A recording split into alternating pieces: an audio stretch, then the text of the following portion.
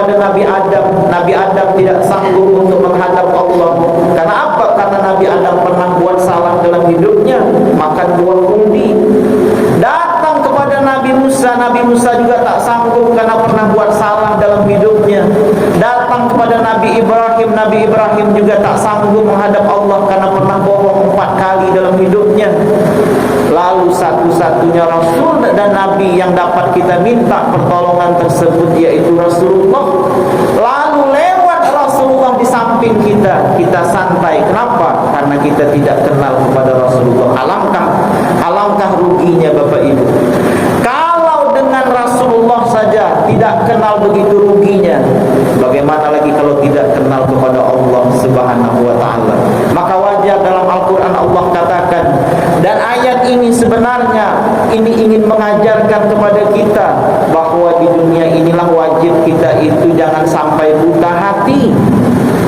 Supaya dunia ini jangan buta hati, maka itu ibadah itu mesti wajib zahir batin, wajib terisi di batang tubuh dan ruh kita tersebut. Semua ibadah, baik itu syahadat, wajib sampai zahir batin. Solat juga sama, mesti wajib syariat dan hakikat. Puasa juga sama, zakat juga sama, haji juga sama. Apapun aktivitasnya, maka wajib di situ zahir batin atau syariat dengan hakikat. Kenapa? Agar kita itu jangan sampai tertipu di dunia, yaitu tidak kenal kepada Tuhan atau buta mata hati kita tersebut. Bapak Ibu yang saya muliakan, maka itulah sesuai dengan kajian kita ini pada minggu yang sebelumnya, bahwa sembahyang dengan sholat itu berbeda tetapi sama.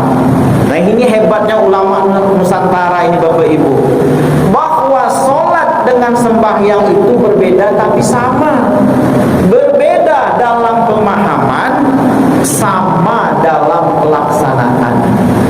Maka itu jangan heran Bapak Ibu, ada orang yang sembahyang tapi sembahyangnya itu tidak merubah hidupnya.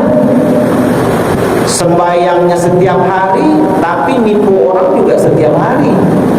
Dan itu ada di masyarakat kita. Ada orang yang sembahyang tapi maksiatnya juga banyak, tapi sembahyang juga. Ada orang yang sembahyang tapi korupsinya juga besar. Kenapa? Karena para ulama menyebutkan dia baru sembahyang, dia baru mengisi jasadnya, tetapi tidak sampai pada ruhaninya.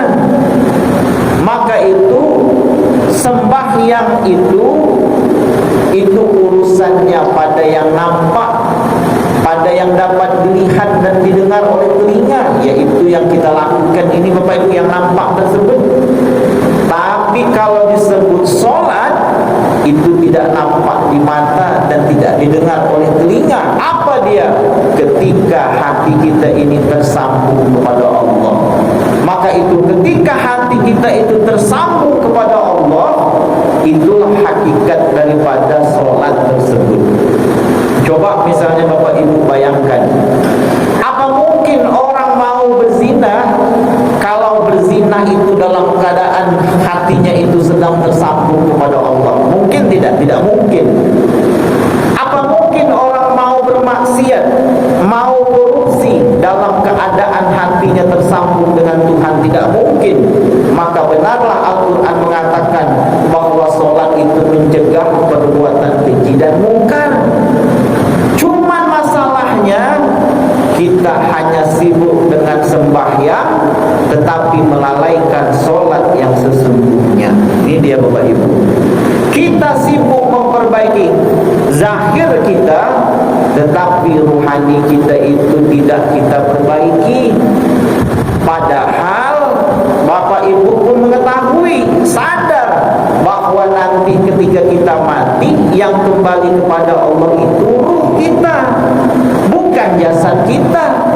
Jasad kita nanti dimandikan orang, dikafani orang, disolatkan orang, sudah